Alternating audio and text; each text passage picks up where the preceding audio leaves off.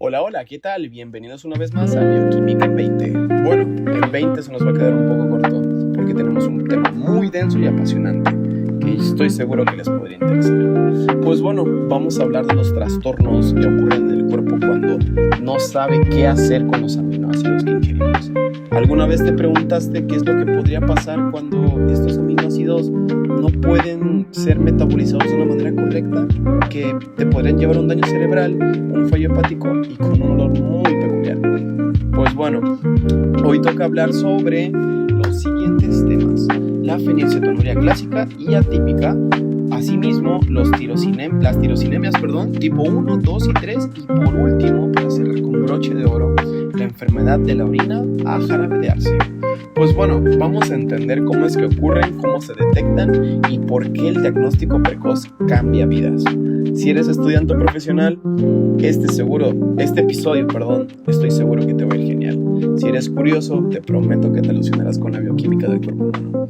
Pon los cascos, busca un momento tranquilo y empezamos.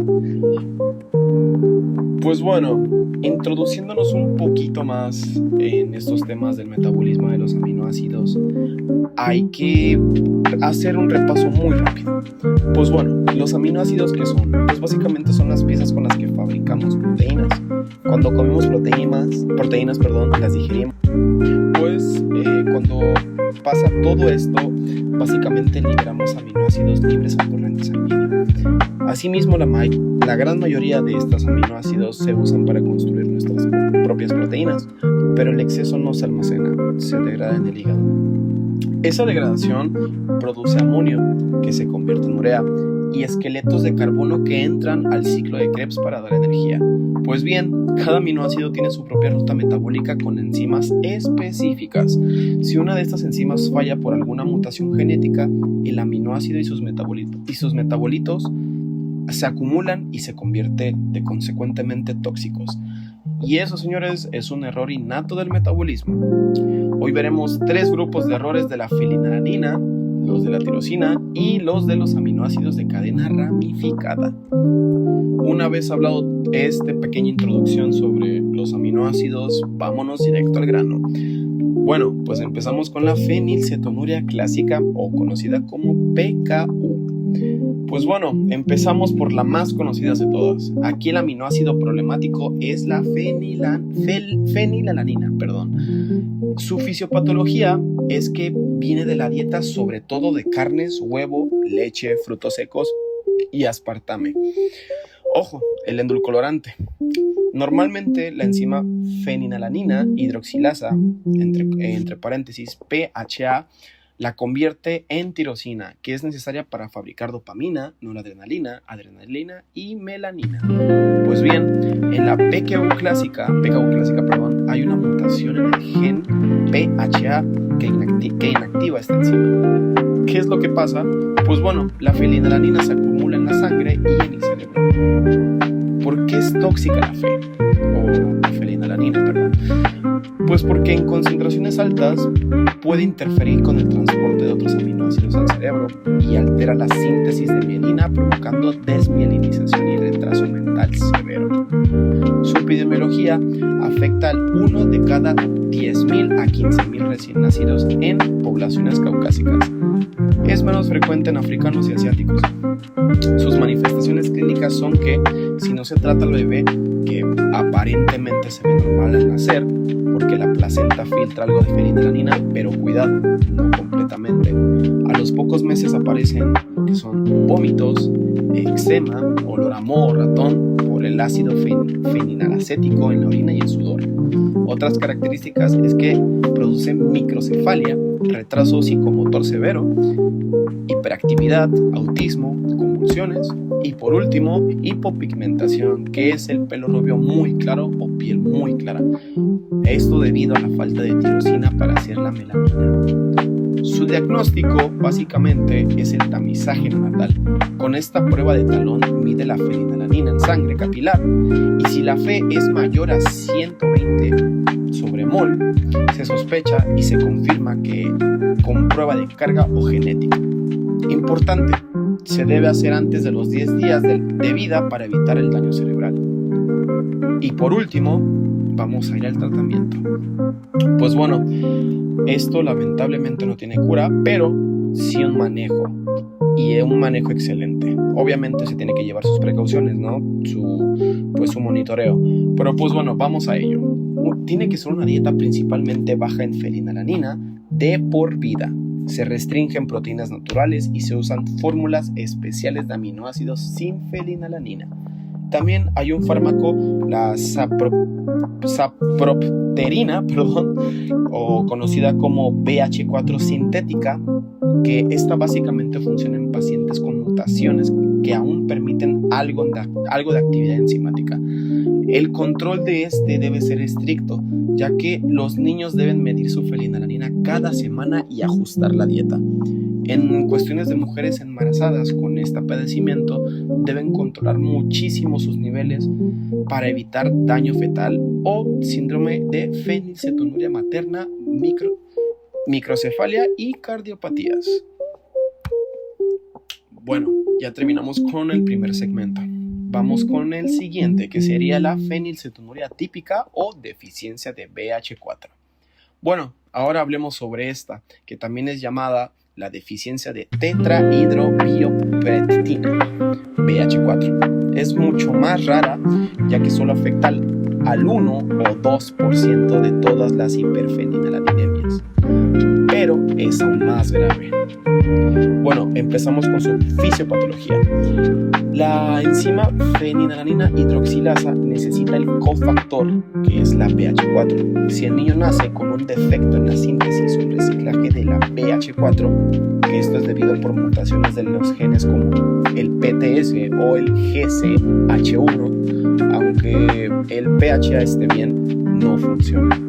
Pero además la BH4 es factor de otras enzimas como la tirosina hidroxilasa, que es la que hace la dopamina, y la triptófano hidroxilasa, que hace la serotonina. Así que el paciente no solo acumula fenilalanina, sino que también tiene un déficit de neurotransmisores fundamentales. En cuestiones de la clínica diferente, esto, a pesar de que ya llevaron una dieta restrictiva, estos niños no progresan mal, ya que aparecen síntomas neurológicos como hipotonía, movimientos anormales, crisis epilépticas y deterioro cognitivo. Además, problemas de regulación autonómica, que sería como la hipersalivación o hipotermia. El diagnóstico de esta es cuando se sospecha que el paciente con hiperfenilalaninemia no mejora bien solo la dieta, sino que también se miden los metabolitos de BH4 en orina o se hace prueba de carga de BH4. En cuestiones del tratamiento es complejo, ya que tiene que ser una dieta baja en fenilalanina, igual que la clásica. Tiene que haber un suplemento de BH4 oral, que sería la sapropterina. Otro punto sería la reposición de los neurotransmisores L-dopa más carbidopa y 5-hidroxitropano, que sería entre paréntesis 5-HTP. Y por último, el ácido folínico, para proteger el sistema nervioso. El pronóstico es peor que la fenilcetonuria clásica, pero con tratamiento multidisciplinario muchos pacientes alcanzan cierta autonomía. Pues bueno, seguimos consecuentemente con las tirosinemias. Cambiando de aminoácido, ahora con la tirosina, hay 3 tipos de tirosinemias, pero la más importante y grave es la tipo 1.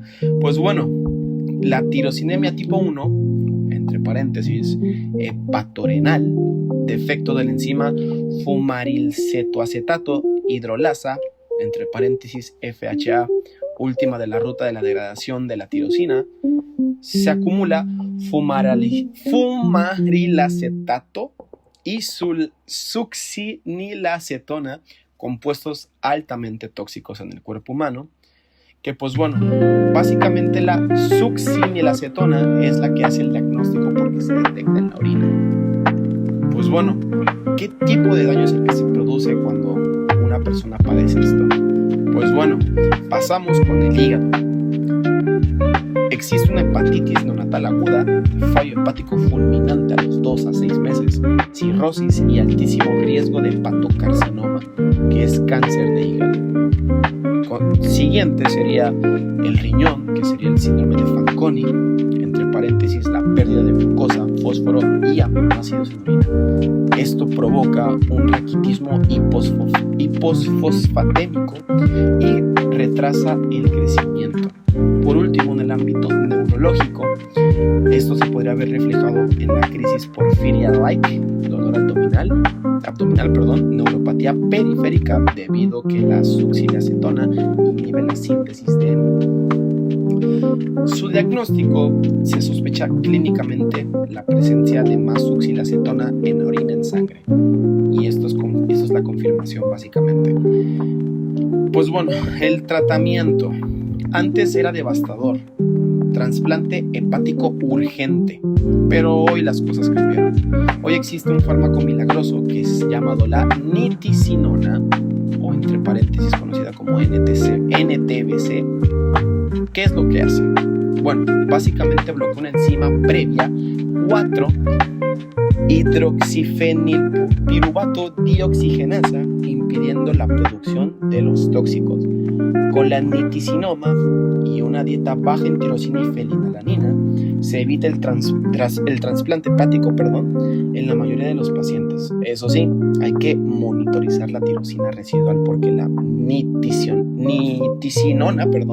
eleva la tirosina en sangre, lo que puede causar queratopatía en gota. Bueno, vamos a pasar con el siguiente tipo, que sería la tirosinemia tipo 2 o síndrome de Richard-Hanert, que básicamente es un defecto en la tirosina aminotransferasa, entre paréntesis TAT, que básicamente se acumula la tirosina pero sin succinilacetona clínica. Bueno, en cuestiones de qué es lo que se ve en cuestiones de signos, serían lesiones oculares como la queratitis herpática-like con fotofobia y lagrimeo, lesiones cutáneas como queratosis palmoplantar dolorosa y por último retraso mental en algunos. El tratamiento en este tipo de enfermedad o patología es una dieta baja en tirosina y fenilalanina, como en las anteriores que mencionamos. Y pues bueno, para terminar con este segmento, vamos a pasar con la tirosinemia tipo 3, que sería básicamente un defecto en 4-hidroxifenilpiruvato dioxigenasa, entre paréntesis HPD, que esta es de extrema rareza. Se presenta con ataxia, convulsiones y retraso leve. Y pues es un manejo muy similar al anteriormente mencionado, solo que es mucho menos común. Y pues bueno, vamos con la cereza en el pastel para terminar con broche de oro este segmento, esta cápsula, que pues bueno, terminamos con la enfermedad de la orina a jarabe de arce, entre paréntesis EMSOD. Y llegamos al nombre que más llama la atención, que sería la enfermedad de la orina a jarabe de arce, que pues básicamente es un olor a caramelo o azúcar quemada, o como lo dice el propio nombre, a jarabe de arce. Pero no te engañes, ese nombre detrás, casi poético, se esconde una urgencia metabólica. Bueno, vamos con su fisiopatología. Bueno, esto básicamente ocurre un defecto en el complejo de la deshidrogenasa de cetoácidos de la cadena ramificada, entre paréntesis BCKDH. Este complejo degrada los aminoácidos de cadena ramificada, como es la leucina, isoleucina y valina. Sin esa enzima, los cetoácidos correspondientes, especialmente el ácido acetoisoproico, derivado de la leucina, se acumulan y son neurotóxicos. Y pues bueno, ¿qué son los cetoácidos? A todo esto, ¿no? Bueno, estos básicamente alteran la osmolaridad celular, inhibiendo la síntesis del glutamato y GABA.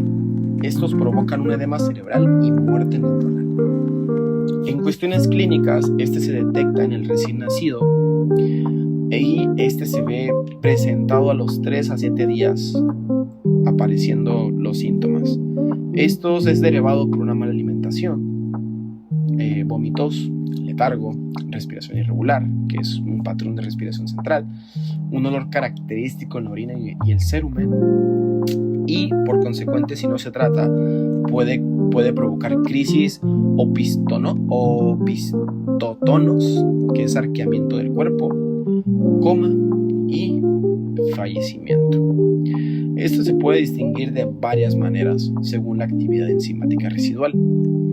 Vamos a mencionar los siguientes puntos, que sería la clásica, que es la más grave, que la actividad es menor al 2% en presentación neonatal. La siguiente sería la intermedia, que es el comienzo más tardío, y sus síntomas son episódicos. La intermitente, que son descompensaciones por infecciones o estrés, y por último la sensible a tianima. Esta es la más rara y mejora con megadosis de tiamina. El diagnóstico de esta es básicamente, se detecta en el tamizaje neonatal con espectrometría de masas. Este básicamente mide la leucina, isoleucina, valina y valina elevadas. Por consecuente, la confirmación de estas enzimas o genética. En cuestiones del tratamiento, se van a dividir en 3, que sería el agudo. Esta va a ser una diálisis peritoneal o hemodiálisis para eliminar los tóxicos rápidamente. Esto sería una infusión de glucosa e insulina para frenar el catabolismo. El siguiente sería el crónico, que sería una dieta estricta con fórmulas especiales sin aminoácidos de cadena ramificada. Y este tiene que ser un control muy frecuente. Y por último sería el trasplante hepático. Este es básicamente un hígado sano que aporta la enzima y el paciente puede liberalizar parcialmente la dieta. Es una opción en formas graves no controlables. Y por último sería el pronóstico. Con ese tratamiento temprano, muchos niños tienen un desarrollo cognitivo normal, pero las descompensaciones por infecciones, ayuno o exceso de proteínas pueden dejar secuelas. El olor persiste de por vida. Se va a quedar por toda tu vida, básicamente. Y pues bueno, en cuestiones vamos ahora a hacer un poco de énfasis con la importancia, ¿no?, del tamizaje neonatal, y vamos a platicarles sobre una reflexión, ¿no? Vamos a darles mi punto de vista acerca de todo este tema. Y pues bueno, ¿qué es lo que quiero que te lleves de este episodio? Que bueno, básicamente de todas estas enfermedades tienen un arma de prevención masiva, que sería la prueba del talón. En España, Latinoamérica y la gran mayoría de los países con sistemas de salud desarrollados, se toma una gota de sangre del talón del bebé entre las 48 horas y los 7 días con vida. Con esta gota se puede detectar más de 50 enfermedades metabólicas, incluidas las de hoy. ¿Por qué es tan crucial esto? Bueno, pues básicamente porque el daño cerebral de la PKU o la MCUD es irreversible, pero si se trata desde antes que aparezcan los síntomas, el niño puede tener un desarrollo normal y pues básicamente tener una vida normal, ¿no? Ir al colegio, ser adulto independiente y pues lo demás, ¿no? Pues bueno, eso sí, tenemos que tomar en cuenta que los tratamientos son de por vida. Nunca dijimos que sería fácil, pero tampoco es imposible. Tenemos que tomar en cuenta que las dietas deben ser restrictivas, tienen que tener controles analíticos semanales y pues estar atento a los riesgos de las descompensaciones. Pero gracias al diagnóstico precoz, millones de personas con esos errores congénitos pueden tener una vida normal. Y pues bueno, esto sería todo básicamente por el segmento de hoy. Hablamos de varios temas. Espero y les haya gustado este podcast un poquito largo. Llegamos a los 20 minutos, pero espero les haya gustado. Sus likes, sus compartidos, sus recomendaciones me harían de mucha ayuda. Y pues bueno, tengan un buen día, lo que están haciendo, y suerte en lo que tengan que hacer. Bye.